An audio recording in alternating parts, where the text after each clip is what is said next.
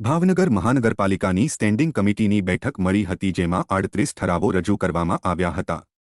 તમામને સર્વાનુમતે મંજૂર કરવામાં આવ્યા છે. સ્ટેન્ડિંગમાં કુલ 7.16 કરોડના કામોને મંજૂરી આપવામાં આવી છે. મહાનગરપાલિકાની સ્ટેન્ડિંગમાં અગત્યના ઠરાવ જોઈએ તો વોટર વર્ક્સ વિભાગના રિટાયર્ડ થતા અધિકારીને કાર્ય કરવા વધુ 6 મહિનાની મંજૂરી સરકારમાંથી માંગવામાં આવી છે. આ સાથે વાહન કરમાં 1%નો 1.5% કરવામાં આવ્યો છે, જ્યારે ઇલેક્ટ્રિક વાહનોને પ્રોત્સાહન આપવા 65%ની રાહત યથાવત રાખવામાં આવી છે. જો કે સ્ટેન્ડિંગ કમિટીની બેઠક બંધ બારણે મળી હતી, જેના કારણે વિવિધ ઠરાવો પર શું ચર્ચા થઈ તે બહાર આવ્યું નથી. જો કે નગરજનોમાં બંધ બારણે મળતી બેઠકને લઈને નારાજગી અને ચર્ચાનો વિષય બન્યો છે. અમારે બધું આજ કરવાનું છે એટલે તમને આમ જવાબ ન હોય એટલે જોડેલું છે કોપી નહીં. તમારે જે ટેન્ડર છે તમે કર્યું નથી ભરાણું, તો પ્રયત્ન એ દેવ ઇન્ફોર્મેટિક્સ લિમિટેડ નામની કંપની, અમદાવાદની કંપની આમાં કામ કરે છે. અને અત્યારે જે આપણે એટલા મેન પાવર લગાડવા હોય એ લગાડે આપણા કામ પોઈન્ટો.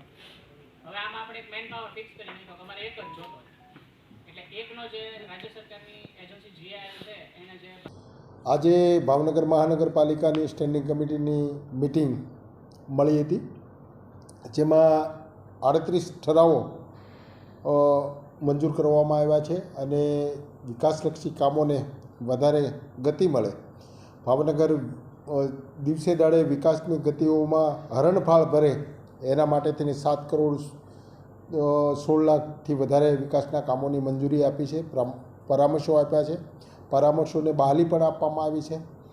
અને વિશેષ રૂપમાં અધ્યક્ષસ્થાનેથી કાર્યપાલકશ્રી વોટર વર્કર્સના કાર્યપાલકશ્રીને 6 મહિના માટે એની વય મર્યાદાના કારણે નિવૃત્ત થતા હોય તો 6 મહિના માટે રાખવા માટે સરકારશ્રીમાં દરખાસ્ત મોકલવામાં આવી છે.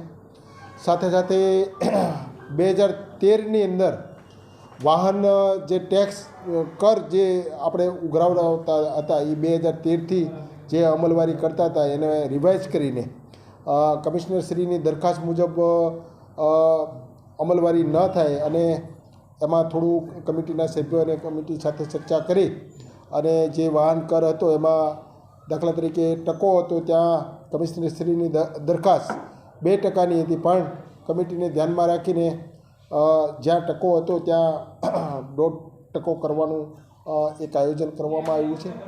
ઇલેક્ટ્રિક વાહનને વધારે પ્રોત્સાહન મળી રહે એના માટે થઈને 2025-26ના વર્ષની અંદર, એટલે કે પ્રથમ વર્ષમાં 66% જે કર થતો હતો એ 66% રાહત આપવામાં આવી છે અને પછીના વર્ષે 33% રાહત આપવામાં આવી છે.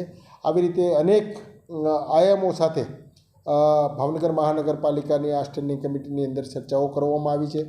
જરૂરી તમામ વિભાગના વડાઓને સૂચનાઓ આપવામાં આવી છે. ટેકનોલોજીને ક્રિએટિવ મહાનગરપાલિકા બને એના માટે તેને કોમ્પ્યુટર વિભાગમાં અલગ અલગ એપ બનાવવાની વાત છે, તો એના માટેનું પણ આગામી દિવસોમાં કામ થવાનું છે. અને ભાવનગર એક વધારે ગુજરાતના અન્ય સિટીઓની સાથે સરખામણી થઈ શકે આ પ્રકારનું કામ હાથ ધરવામાં આવ્યું છે.